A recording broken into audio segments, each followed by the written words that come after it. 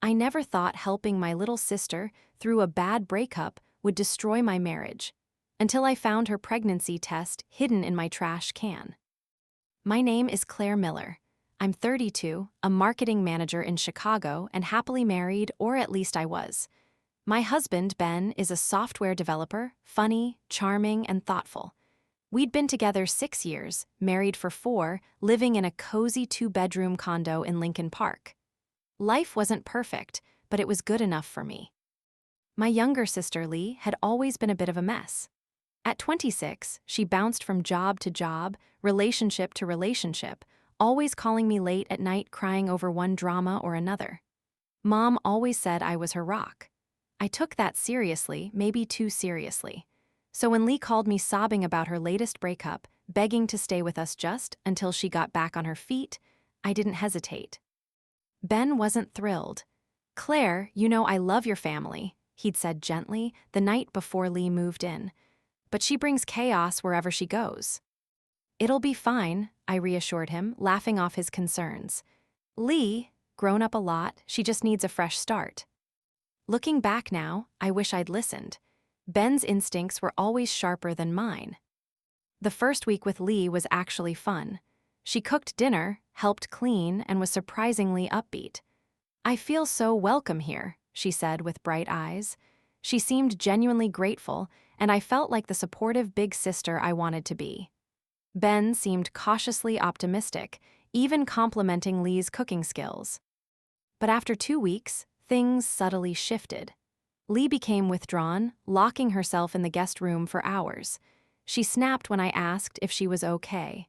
Ben reassured me it was probably just the stress of her breakup catching up to her. I believed him because that's what I always did. It wasn't until I emptied the trash in the guest bathroom on a quiet Saturday morning that my world spun out of control. I saw the pink-canned white plastic stick immediately, a positive pregnancy test hidden beneath tissues. My heart stopped. Lee hadn't mentioned any new boyfriend and certainly hadn't said a word about being pregnant. I marched straight to our bedroom, where Ben was folding laundry. "Ben, did Lee say anything to you about being pregnant?" He froze mid-fold, a look of panic flickering across his face. He masked it quickly with confusion. "What? No, why?"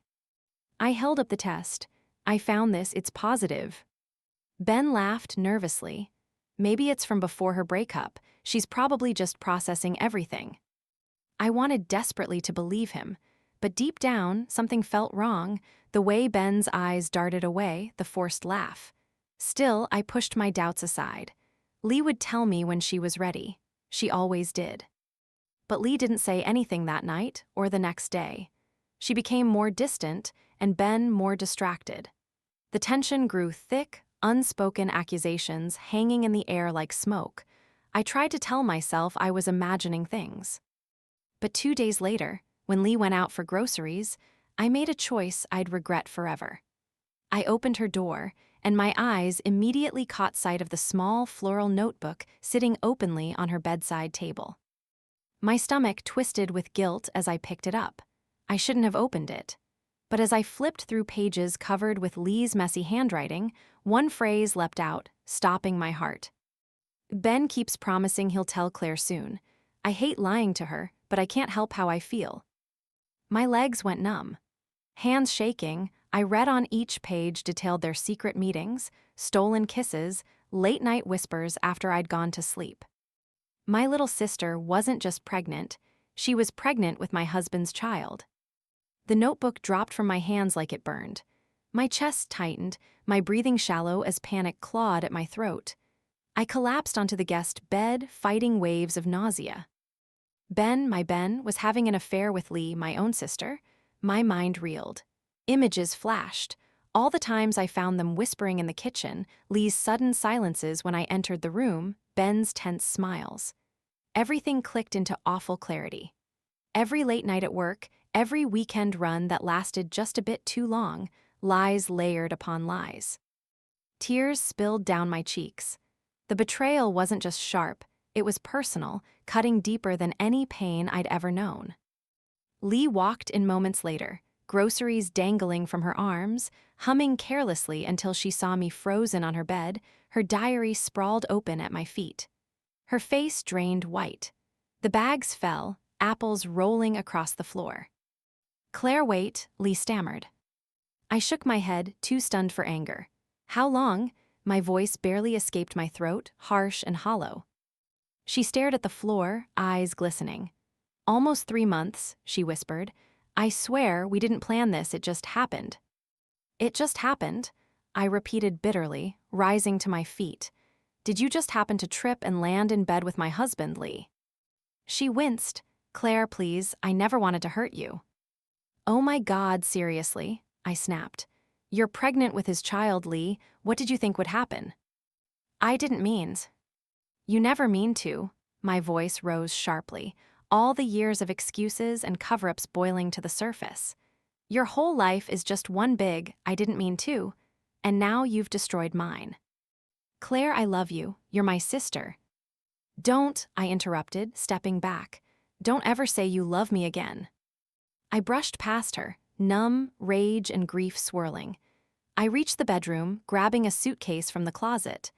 Ben appeared at the doorway, eyes wide, hair still damp from his shower.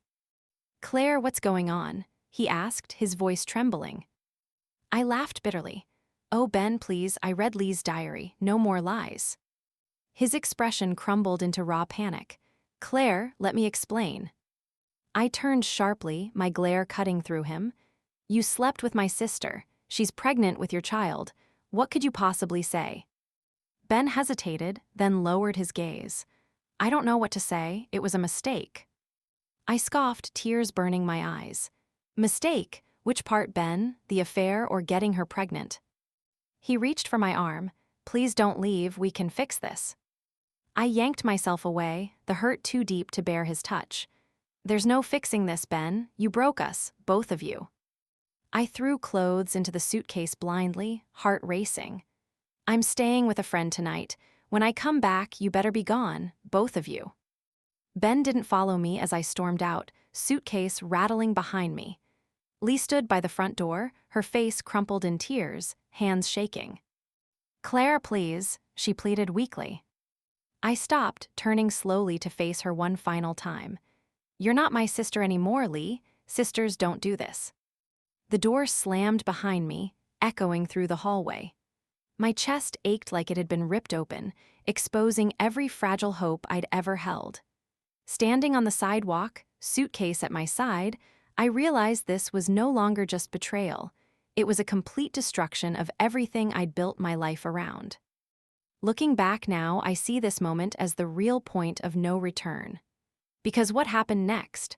The fallout, the painful secrets uncovered, the impossible decisions, would test every ounce of strength I had left and push me closer to a darkness I'd never known existed. I drove to my best friend Emma's place on autopilot, the city lights blurring through tears. Emma opened her apartment door, took one look at my swollen eyes, and pulled me into a hug without a word. "Ben and Lee," I choked out, collapsing into sobs. "They've been together. She's pregnant, Emma. My sister is pregnant with my husband's child." Emma's face went pale, horror and sympathy in her eyes. "Oh my God, Claire, are you serious?" I nodded weakly. "I found her diary. They admitted everything. Emma, I've lost them both." She sat me down, handing me tissues as I recounted the twisted details. With every word spoken aloud, the pain deepened. The betrayal felt sharp, intimate, invasive. By midnight, I lay exhausted on her couch, staring at the ceiling, haunted by flashes of Lee's handwriting and Ben's guilty expression. The next morning, my phone was flooded with missed calls and texts, mostly from Ben, a few from Lee, all begging for forgiveness, explanations, or at least a chance to talk. I ignored them. Their words had already destroyed enough. Emma set a cup of coffee beside me, gently squeezing my shoulder. "What are you going to do next?" I shook my head slowly, eyes raw from crying. "I don't even know. I can't go home yet." Emma's eyes softened. "Stay as long as you need, but you should at least talk to your parents. They deserve to know." My parents, dread churned my stomach. Telling them meant making it real, acknowledging how badly my life had fractured. Still, Emma was right. I dialed Mom's number with trembling fingers. Her cheerful voice answered after 2 rings. "Claire, sweetheart, how's everything?" The sound of her warmth broke me instantly. "Mom," I said, choking on my tears, "something terrible has happened." She listened quietly, then gasped sharply as the truth unfolded. "Oh, Claire, no, Lee and Ben? Are you absolutely sure?" I found her diary. "She's pregnant, Mom, with Ben's baby." Mom's voice hardened with anger and disbelief. "I don't know what to say. Your own sister. This is beyond horrible. I'll talk to your father. We'll deal with Lee, you focus on yourself. And Claire, you're not alone, honey, we love you." Her words brought fresh tears, comforting yet heartbreaking. Ending the call, I felt both supported and unbearably alone. Days blurred together at Emma's apartment. Ben's attempts to reach me intensified, voicemails filled with pleas and apologies, texts promising that it was over with Lee. But no promise could erase what they'd done. Lee texted once, "I'm so sorry, Claire, please forgive me." The message made me physically ill. I blocked her number. Then, exactly 1 week after fleeing my home, an unexpected visitor appeared at Emma's door. Ben's mother, Susan. We'd always been close. She'd felt like family. Seeing her kind face twisted in grief broke me again. "Claire, I can't defend my son's actions," Susan said, eyes brimming with tears. "What he did is unforgivable. But please, before you cut ties completely, listen to his side of things. Maybe it can give you some peace." I shook my head bitterly. What possible peace could I find? They both lied to me. Susan placed her hand gently on mine. "Closure, Claire. You deserve at least that." Later that evening, as I lay awake, I considered her words. Could there be any justification, any story that might ease my heartbreak, even slightly? Finally, unable to bear the suffocating pain, I sent Ben one short message. "You get one chance to explain. Tomorrow at noon at the coffee shop. That's it." He responded instantly, desperate gratitude clear in his reply. "Thank you, Claire, I'll be there." I stared at the screen, heart pounding. I wasn't ready to forgive, maybe I never would be, but I needed answers. I needed to look into his eyes and ask the questions that haunted me. How could he betray me so completely? How could he destroy our life? Looking back now, I realize this was yet another step downward into the emotional spiral. Because no explanation, no matter how sincere or remorseful, could prepare me for what Ben revealed next, or for the devastating choice I would soon have to make. I arrived at the coffee shop early, heart hammering against my ribs. As I waited, I sipped nervously at my latte, barely tasting it. Every time the door opened, my pulse quickened, until finally I saw Ben step through the entrance. He looked pale, tired, eyes bloodshot and full of shame. He sat opposite me, his fingers nervously twisting together. "Claire," he began quietly, barely meeting my gaze. "Thank you for giving me this chance." "Don't thank me yet," I said sharply, fighting to keep my voice steady. "I just need the truth, every ugly piece of it. Don't sugarcoat anything." He nodded, exhaling deeply. "I swear I won't. You deserve better than that." I stared at him silently, waiting. "Lee and it started a few months back. You were traveling for work, and Lee had just broken up with her boyfriend. She was crying, upset. It was late, we were both drinking." He paused, wincing at my glare. "I know, Claire, that's no excuse." "Then why did you do it?" I snapped, unable to hide the pain in my voice. "With her, of all people." Ben's eyes watered as he shook his head helplessly. "I don't have a good answer. It was selfish, reckless. Afterward, we both felt terrible, agreed it was a mistake. But then, it happened again. Lee was lonely, I was frustrated about us, you and I hadn't felt connected for months." "So it's my fault?" I asked coldly, hurt slicing deeper. "No," he protested quickly. "Absolutely not. I'm just explaining how it happened. It felt easy with Lee, uncomplicated until it was." "Until she got pregnant," I finished bitterly. He nodded. "Claire, the moment she told me, I realized how far I'd gone. I begged her to end it, but she refused. She said she wanted the baby. I panicked. I knew it would destroy you. My eyes filled with angry tears. Yet you kept going. You kept lying to me every single day. He dropped his head. I was scared of losing you. I wanted to find the right time, the right way to tell you. But every day I waited, it got harder. The cafe felt small, airless. Do you love her? No, Ben whispered. I never loved Lee. I love you. Don't, I interrupted, voice trembling. You can't love me and do something like this. Claire, I'll do whatever it takes to earn your forgiveness. Therapy, counseling, anything. Just give us another chance. I stared at him, heart aching. You didn't just cheat, Ben. You chose my sister. You got her pregnant. You destroyed my family. How can I forgive that? He was silent, shoulders slumped. Finally, he spoke softly, pleading, because our marriage means everything to me. I shook my head, the truth clear and brutal. It doesn't, not if you could betray me like this. I stood up, fighting dizziness as I gathered my purse. I don't know what comes next, but it won't involve us together. Ben watched me leave, devastation etched across his face. Yet as I walked away, I felt no satisfaction, no relief, only emptiness. That evening, alone at Emma's apartment, I got another call from Mom. Claire, she began carefully, your father and I spoke to Lee today. My stomach clenched, and... She's keeping the baby, Mom said, voice strained. She says she's sorry but won't change her mind. She plans to raise the child even if it means losing us. The weight of her words crushed me. My sister had chosen Ben's baby over family, over me. You need to decide what's right for you, Mom said softly. We'll support whatever you choose. I spent that night lying awake, wrestling with impossible questions. Could I ever forgive either of them? Could I bear to watch my niece or nephew grow up, knowing they were the child my husband and sister created in betrayal? Could I cut my sister and her child completely from my life? As the sky began to lighten, I realized my decision was clear, but heartbreaking. I had to protect myself first, even if it meant losing Lee forever.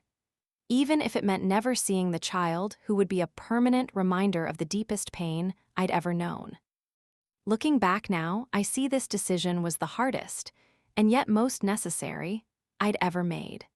Because soon after, the real storm would hit, bringing even deeper betrayals and secrets to the surface, challenging every boundary I'd set and forcing me into a confrontation that would alter all our lives forever. 2 months after my decision to cut Lee and Ben completely out of my life, I was slowly trying to rebuild some sense of normalcy. I'd found a new apartment across town, filled my days with work, long walks by the lake, and sessions with a therapist. But the quiet evenings alone were hardest, each silence echoing loudly with the life I'd lost. Then one rainy evening, as I sorted through unopened mail, my phone buzzed. It was a call from my mother. Anxiety tightened my stomach. Mom rarely called at night anymore. Claire, honey, she said quietly, her voice strained. We need to talk. I swallowed hard. What is it? It's Lee, she said softly. She's in the hospital. Something went wrong with the pregnancy. She's stable, but doctors are concerned. A wave of conflicting emotions crashed over me. Anger battled with worry, resentment tangled with sadness. What about the baby? Stable for now. Lee, been asking for you. I closed my eyes, fighting tears. Mom, I don't know if I can face her. She sighed, gentle and understanding. I know she hurt you deeply, but she's scared. You don't owe her forgiveness, but maybe closure, for your sake as much as hers. I ended the call feeling hollow. Lee had hurt me in ways I'd never imagined, yet the thought of her alone and frightened tore at something deep inside me. The next morning, against my better judgment, I found myself standing at the entrance to Lee's hospital room. She lay pale against the sheets, dark circles under her eyes. When she saw me, she tried a weak smile. Claire, you came. I hesitated, keeping distance. Mom said you asked for me. Her eyes filled with tears. I wasn't sure you'd come after everything I've done. I don't deserve it, Claire, I know that. My voice hardened, even as my chest ached. No, you don't. Lee swallowed painfully, tears slipping down her cheeks. I messed everything up, I didn't mean. Please, I interrupted sharply, bitterness coloring my voice. Stop saying you didn't mean to. You chose this. She stared at the ceiling, silent tears flowing. The doctors say there might be complications. I'm scared, Claire, and I don't have anyone else. A painful silence stretched between us. Where's Ben? I finally asked. Lee shook her head weakly. We're not together, not since you left. He says he can't forgive himself. He barely speaks to me now. I took a deep breath, conflicted feelings swirling. Seeing Lee vulnerable, alone, and frightened twisted something inside me, but the betrayal still burned fresh. I can't forgive either of you, I said firmly, meeting her eyes. But you're still my sister. I don't want anything to happen to you. Lee reached out tentatively, her hand trembling. Slowly, I stepped closer and took it, just for a moment, feeling her fragile grasp, a painful echo of the sisterly bond we once had. I'm sorry, Claire, she whispered. I never wanted to lose you. My throat tightened, fighting back emotion. You already did. When I left her room, Ben stood waiting in the hallway. He looked broken, hollow, as if the last months had drained all life from him. Claire, he began hoarsely, thank you for seeing her. I didn't do it for you, I replied coldly, stepping away. But he reached out, desperation in his voice. Wait, please, Claire, I'm so sorry. I don't expect forgiveness, but please know how much I regret what I did. Losing you was the worst mistake of my life. I turned slowly, the pain in his eyes stirring unwanted emotions. You didn't lose me, I said quietly. You threw me away. Back home that night, alone in my apartment, I stared out at the city lights, heart heavy with the weight of unanswered questions. Lee's fragile condition haunted me. And Ben, was his remorse genuine or just regret at facing consequences? I'd hoped that cutting them off would help me heal, but standing at the edge of this new crisis, I felt trapped all over again. How could I fully move forward while they remained tangled so closely in my life? Looking back now, I realize that moment marked the true beginning of the end, the painful realization that cutting ties wasn't enough. I'd have to make an even harder choice, one that would forever redefine family, forgiveness, and my future. 2 weeks later, I got the call that changed everything again. It was Lee's nurse. Lee had given birth prematurely, and although weak, both she and the baby were stable. Mom texted shortly after, pleading softly, Lee keeps asking for you. She's in bad shape emotionally. Please come. I wrestled with myself all night. Facing Lee and Ben had reopened wounds I'd barely begun to heal. But this baby, my niece or nephew, was innocent, a fragile life born from betrayal, but no less deserving of love. Could I truly live with myself if I walked away now? The next morning, I found myself back at the hospital, heart pounding as I approached Lee's room. Inside, she lay exhausted but awake, eyes red-rimmed from crying. Beside her stood a bassinet, tiny coos drifting softly from within. Lee's eyes widened when she saw me. Claire, I thought I'd never see you again. I almost didn't come, I admitted quietly, but Mom said you needed me. She nodded weakly, guilt-heavy in her expression. I don't deserve your kindness, but she deserves better. My breath caught, she. Lee smiled faintly. Yes, it's a girl. Would you like to meet her? My chest tightened painfully, but I nodded. Carefully, I stepped closer, looking into the bassinet. Her tiny face stole my breath away. Perfect pink cheeks, eyes closed in peaceful sleep. She was beautiful and utterly innocent of the pain that created her. Have you named her yet? I whispered. Lee shook her head. I wanted you to help. Emotion flooded me, tears blurring my vision. I'm not sure. Please, Claire, she begged softly. I can't undo what I did, but maybe this can be a fresh start. I stared at my tiny niece, heart aching and healing at once. What about Grace? I said quietly. For new beginnings. Lee's eyes filled with tears as she smiled. Grace, it's perfect. I spent the next hour holding Grace, her tiny fingers curled around mine. My anger didn't vanish magically, but something shifted within me, a cautious openness, a fragile hope that maybe this innocent child could help us heal. Maybe forgiveness didn't have to mean forgetting. Later, as I handed Grace back to Lee, I saw Ben lingering anxiously by the door. Our eyes met briefly. He offered a small, sad smile. This time, instead of bitterness, I felt a calm detachment. Our marriage was forever broken, but perhaps we could learn to coexist for Grace's sake. When I left the hospital, I felt lighter.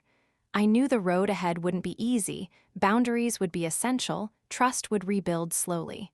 Lee and I might never recover the bond we once had, but Grace deserved family. She deserved love free of bitterness, and I needed to be part of giving her that. Months passed and my visits became routine. I helped Lee navigate motherhood, slowly rebuilding a cautious, careful relationship. Ben respected boundaries, quietly supportive from afar. Eventually, seeing him became easier, my anger replaced by a calm acceptance. One afternoon, as Grace slept soundly in my arms, Lee sat beside me, quietly reflective. "Claire, you could have cut us out forever, but you didn't. Why?" I paused, stroking Grace's soft hair gently. "Because this isn't her fault. She shouldn't suffer for our mistakes. Maybe some lessons cost everything, but sometimes what remains is stronger, if we let it be." Lee's eyes shimmered. "I don't deserve your forgiveness." "It's not forgiveness yet," I admitted softly, "but maybe someday." Looking back now, I realize our story wasn't about betrayal. It was about choosing to rise after being broken. It was about discovering strength I never knew existed, about redefining what family truly meant, not perfection, but resilience. Some lessons cost you everything you once thought secure. I lost my marriage, my sense of trust, even my old idea of sisterhood. But I gained clarity, boundaries, and grace, both literal and metaphorical. The scars might never fully fade, but for the first time since finding that pregnancy test, I felt truly at peace. Because love isn't just built on trust, it's rebuilt through courage, compassion, and time. And in those quiet moments, holding Grace, I knew I was ready to start again.